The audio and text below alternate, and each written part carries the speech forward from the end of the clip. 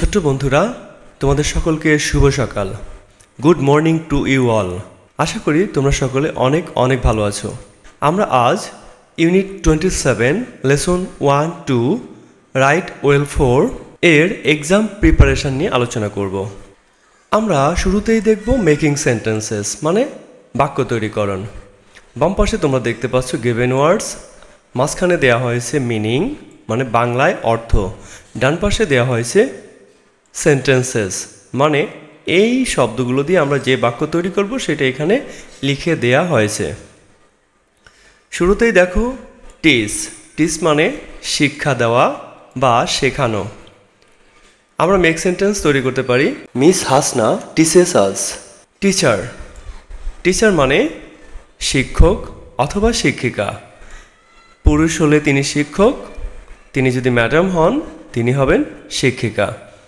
তাহলে আমরা make sentence তৈরি করতে পারি একই make sentence miss Hasna is a teacher. Primary, primary মানে প্রাথমিক, মানে সবার আগে যা করতে হয় সেটাই প্রাথমিক বা প্রথম পর্যায়ের।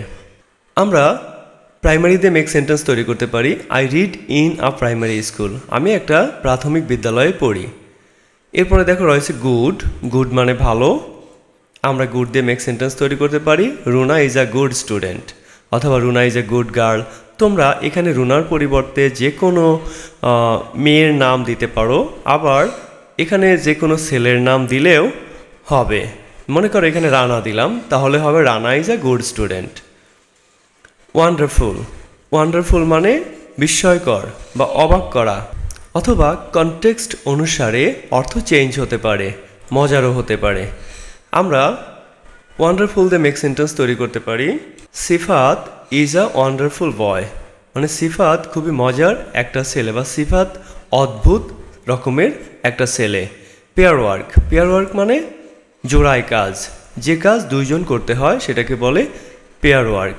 I participated in a pair work, আমি একটা জোড়া কাজে অংশগ্রহণ করলাম। পার্টিসিপেট মানে অংশগ্রহণ করা।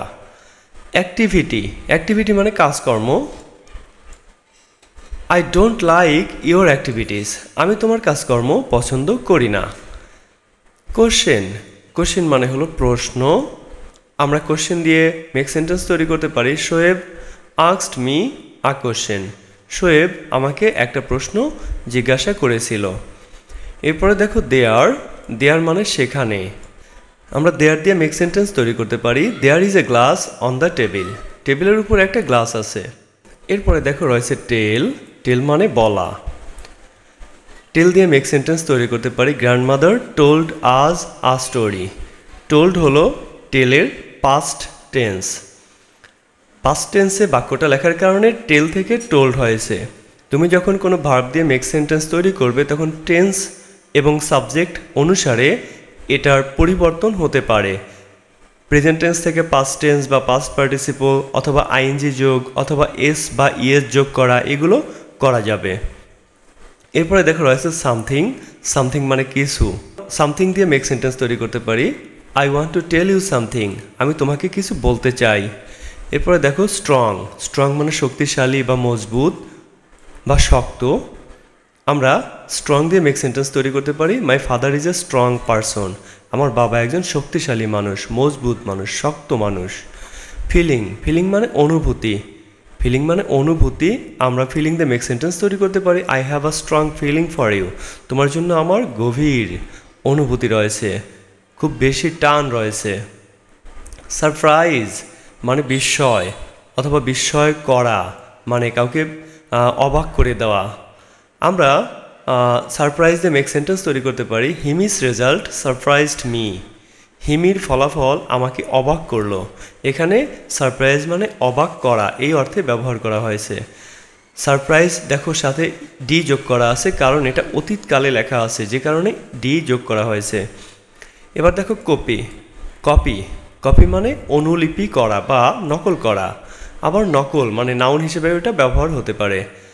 আমরা কপি দিয়ে মেক সেন্টেন্স তৈরি করতে পারি I do not copy others, আমি অন্যের কোনো কিছু নকল করি না। এক্সারসাইজ অনুশীলন বা অনুশীলন করা দুটাই হবে। এক্সারসাইজ এটা নাউন হলে তখন এটার মানে হবে অনুশীলন, আর ভার্ব হলে তার মানে হবে অনুশীলন করা। আই বট অ্যান এক্সারসাইজ বুক। আমি একটা অনুশীলনের খাতা কিনলাম। আমরা যেটাকে বাংলায় বলি শুধু খাতা। অনুশীলনের বই মানে খাতা। লাইভ, লাইভ মানে কি?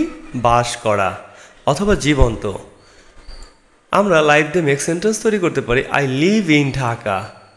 আমি ঢাকা বাস করি। দেখো, যখন আমরা জীবন্ত বলবো তখন তার উচ্চারণ হবে লাইভ, আর যখন আমরা বাস করা বলবো তখন তার উচ্চারণ হবে লিভ। একই বানান কিন্তু উচ্চারণ কিন্তু আলাদা। যখন আমরা লাইভ বলবো তখন এর অর্থ হবে জীবন্ত, যখন লিভ বলবো তখন এর অর্থ হবে বাস করা। আমরা এবার কোশ্চেন আনসার দেখব। কোশ্চেনগুলো খেয়াল করো।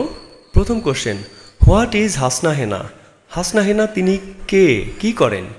যদি হোয়াট ইজ দিয়ে প্রশ্ন থাকে তাহলে তার পেশা জানতে চাওয়া হয়, অর্থাৎ তিনি কি করেন সেটা তোমরা লিখবে। তার পেশা কি? আমরা জানি miss Hasna Hena is a teacher, তাহলে আমরা লিখব Hasna Hena is a teacher. Hasna Hena একজন শিক্ষিকা। পরের প্রশ্ন, হোয়াট ডাজ শি টিচ? তিনি কি পড়ান? আমরা জানি তিনি ইংরেজি পড়ান, তাহলে আমরা উত্তরে লিখব শি টিচেস ইংলিশ। তিনি ইংরেজি পড়ান। 3 নম্বর প্রশ্ন দেখো, হোয়ার ডাজ শি টিচ? তিনি কোথায় পড়ান, অর্থাৎ কোন বিদ্যালয়ে তিনি পড়ান? আমরা জানি তিনি পড়ান একটা প্রাইমারি স্কুলে ঢাকাতে, তাই না? তাহলে আমরা লিখব she teaches in a primary school in ঢাকাও আমরা পরে যোগ করে দেই, তাহলে আরও ভালো হবে। She teaches in a primary school in Dhaka. এর পরের প্রশ্ন দেখো, does Hasna Hena like teaching? Hasna Hena কি পড়াতে পছন্দ করেন? উত্তর কি হবে? যে হ্যাঁ, তিনি পড়াতে পছন্দ করেন, কারণ তিনি খুব ভালো একজন শিক্ষক। তাহলে আমরা লিখব ইয়েস হাসনা হেনা লাইকস টিচিং। পরের প্রশ্ন হলো, what kind of teacher is she? তিনি কোন ধরনের টিচার, অথবা is she a good teacher? তিনি কি একজন ভালো শিক্ষিকা? আমরা জানি যে হ্যাঁ, তিনি একজন ভালো শিক্ষিকা, তিনি একজন ওয়ান্ডারফুল টিচার। তাহলে আমরা লিখব yes she is a wonderful teacher. হ্যাঁ, তিনি খুব মজার একজন শিক্ষিকা। এবার দেখো fill in the gaps. Fill in the গ্যাপসের প্রথম বাক্য দেখো, Hasna Hena is a teacher. এখানে কোন কোন জায়গায় শূন্যস্থান থাকতে পারে তোমাদেরও কিন্তু শিখতে হবে, নিজেরা পড়ে বসতে হবে। দেখো, এই Hasna Hena is a teacher, এখানকার প্রধান শব্দ টিচার, সুতরাং এই টিচারের নিচে শূন্যস্থান থাকার পসিবিলিটি সবচেয়ে বেশি। তাহলে টিচার এটা কিন্তু শূন্যস্থানে থাকতে পারে। আবার দেখো, এর পরের বাক্য রয়েছে শি টিচেস ইংলিশ। তিনি ইংরেজি পড়ান। তিনি ইংরেজি পড়ান। এই বাক্যের মধ্যে দেখো টিচেস এবং ইংলিশ এই দুটো গুরুত্বপূর্ণ শব্দ। তাহলে টিচেস এটাও কিন্তু তোমাদের শূন্যস্থানে থাকতে পারে, টিচেস এটা শূন্যস্থানে থাকতে পারে, আবার ইংলিশও শূন্যস্থানে থাকতে পারে। এরপরে দেখো রয়েছে she teaches in a primary school. তিনি একটা প্রাথমিক বিদ্যালয়ে পড়ান। তিনি একটা প্রাথমিক বিদ্যালয়ে পড়ান।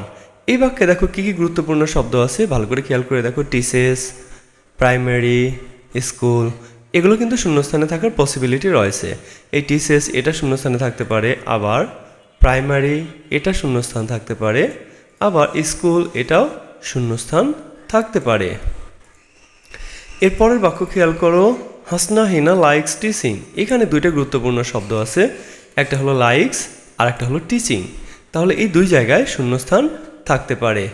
লাইক এটা শূন্যস্থানে থাকতে পারে, আবার টিচিং এটাও শূন্যস্থানে থাকতে পারে। এরপরের বাক্য খেয়াল করে দেখো, she is a good teacher. তিনি একজন ভালো শিক্ষিকা। এখানে দেখো গুড এবং টিচার এই দুইটা হলো এখানকার গুরুত্বপূর্ণ শব্দ।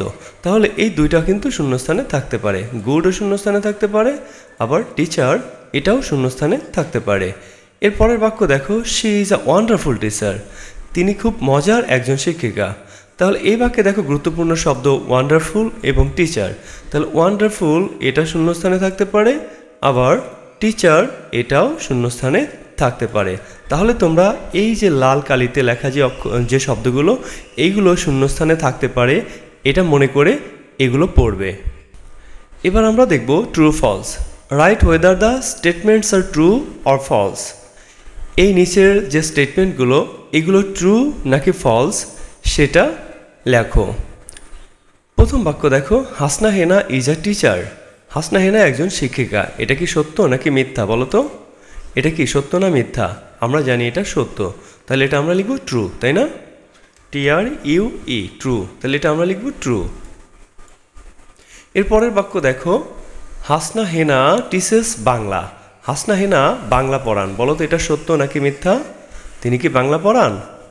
আমরা জানি তিনি ইংরেজি পড়ান, তাই না? তাহলে এটা হবে ফলস। তাহলে আমরা লিখবো এটা ফলস, FALSE, ফলস। এটা লিখবো আমরা ফলস। এরপরের বাক্য দেখো, she teaches in a high school. তিনি একটা হাই স্কুলে পড়ান, একটা মাধ্যমিক বিদ্যালয়ে পড়ান। তিনি কি একটা মাধ্যমিক বিদ্যালয়ে পড়ান? আমরা জানি তিনি পড়ান একটা প্রাথমিক বিদ্যালয়ে। কোথায়? সেটা ঢাকা, তাই না? তিনি ঢাকার একটা প্রাথমিক বিদ্যালয়ে পড়ান। তাহলে এটা হলো ফলস। তাহলে আমরা লিখব এটা ফলস, FALSE, ফলস। এটা হবে ফলস। এর পরের বাক্য দেখো, she is not a boring teacher. তিনি বোরিং টিচার না। তিনি বোরিং টিচার না। আমরা জানি যে তিনি খুব মজার একজন টিচার। তাহলে মজার টিচার মানে তিনি বোরিং না। তাহলে তো এটা সঠিক। তাহলে আমরা এটা লিখব ট্রু, TRUE। এটা লিখবো আমরা ট্রু। এরপরে দেখো, she is a wonderful teacher. তিনি একজন মজার শিক্ষিকা। আমরা জানি তিনি মজার শিক্ষিকা। তাহলে এটা আমরা ট্রু লিখব। তাহলে এটাও ট্রু। এরপরের বাক্য দেখো, she is not a good teacher. তিনি ভালো টিচার নন। তিনি মজার শিক্ষক। তাহলে কি তিনি ভালো টিচার নন? অবশ্যই তিনি তাহলে ভালো টিচার। তাহলে এটা সঠিক নয়, তাই না? তাহলে আমরা এটা লিখব ফলস, FALSE, ফলস। সুপ্রিয় শিক্ষার্থী বন্ধুরা, তোমরা এক্সাম প্রিপারেশানে কি কি থাকতে পারে সেটা তোমরা দেখলে। আশা করি তোমরা এই লেসন 1 এবং 2 এর যাবতীয় বিষয় খুব সুন্দরভাবে বুঝতে পেরেছ। আর না বুঝতে পেরে থাকলে অবশ্যই কমেন্টে জানাবে আমাকে। আর পরবর্তী ক্লাস পাওয়ার জন্য অবশ্যই সাবস্ক্রাইব করে বেল বাটন টিপে রেখো কিন্তু। সে পর্যন্ত তোমরা সবাই ভালো থেকো। সবাইকে অনেক অনেক শুভেচ্ছা জানিয়ে শেষ করছে আমাদের আজকের ক্লাস।